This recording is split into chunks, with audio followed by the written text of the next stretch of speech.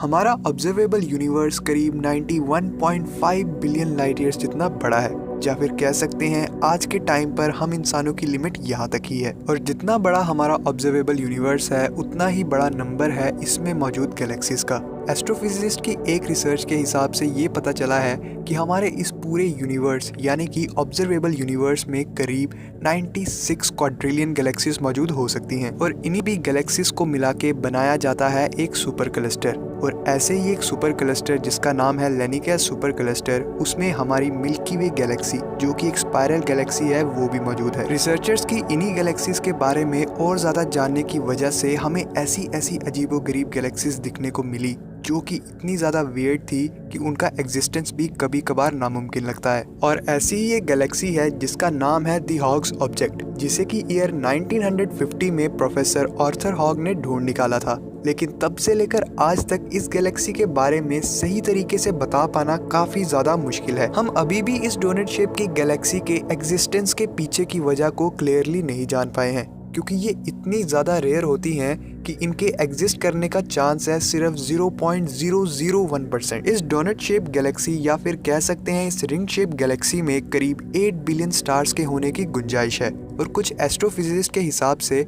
इसका जन्म आज से करीब 5 बिलियन साल पहले हुआ था, जब जो बड़ी बड़ी गैलेक्सीज आपस में काफ़ी बुरी तरीके से कोलाइड कर गई थी, जिसकी वजह से इस तरीके की स्ट्रक्चर के फॉर्मेशन पूरी हुई। लेकिन फिर भी और भी कई ज़्यादा एनोमलीज के चलते इस बात को भी पूरी तरीके से सच नहीं माना जा सकता और अभी भी इस चीज़ के फॉर्मेशन के पीछे का राज ही है।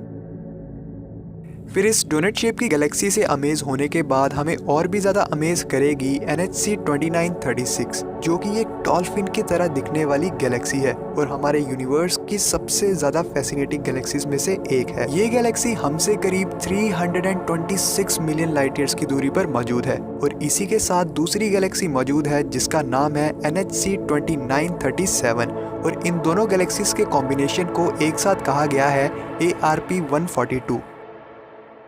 फिर इस गैलेक्सी से आगे बढ़ने पर हमें मिलती है इस यूनिवर्स की दूसरी सबसे ज़्यादा वियर्डेस्ट गैलेक्सी, जो कि हमसे करीब 420 मिलियन लाइट ईयर्स की दूरी पर मौजूद है और इसका नाम है अ गैलेक्टिक टेडपोल। इस गैलेक्सी का ये नाम रखा गया था इसकी शेप की वजह से, जो कि रिसेंबल करता है एक टेडपोल को। इस गैलेक्सी के बनने की मेन वजह थी दो गैलेक्सीज के हिट एंड रन कोलिजन की वजह से। और इस गैलेक्सी में दिखने वाली ये लंबी सी टेल करीब 500,000 लाइट ईयर्स जितनी लंबी है और ये गैलेक्सी मौजूद है ड्रैको कॉन्स्टेलेशन में, जो कि नॉर्थ स्काई में देखने को मिलता है। और एस्ट्रोनॉमर्स का ये भी मानना है कि ये गैलेक्सीज आपस में अभी भी कोलाइडिंग स्टेट में ही हैं, जिसकी वजह से हम इसका ऐसा स्ट्रक्चर देख पा रहे हैं।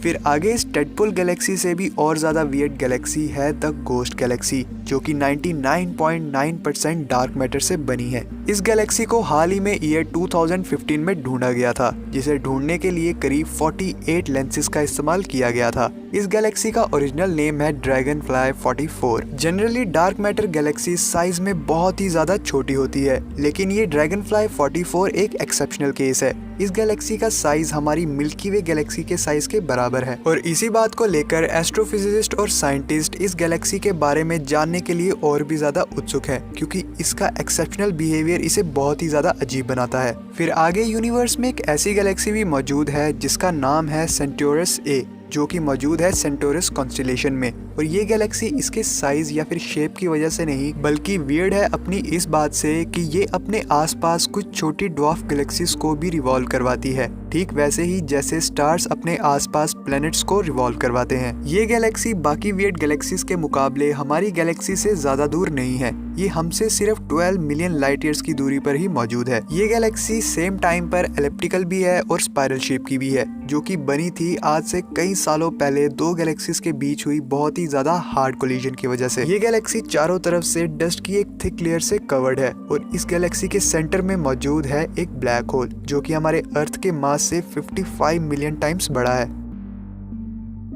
हमारा ये पूरा का पूरा यूनिवर्स वियर्डनेस से भरा पड़ा है और जैसे जैसे हम अपने इस यूनिवर्स को एक्सप्लोर करते जाएंगे, ये वियर्डनेस हमारे सामने आती जाएगी, चाहे वो गैलेक्सीज हो या फिर ब्लैक होल हो या फिर प्लैनेट्स हो। यही सभी चीज़ें हैं जो कि हमारी क्यूरियोसिटी और हमारी एक्सप्लोरेशन पावर को बढ़ाती थी और बढ़ाती ही रहेंगी।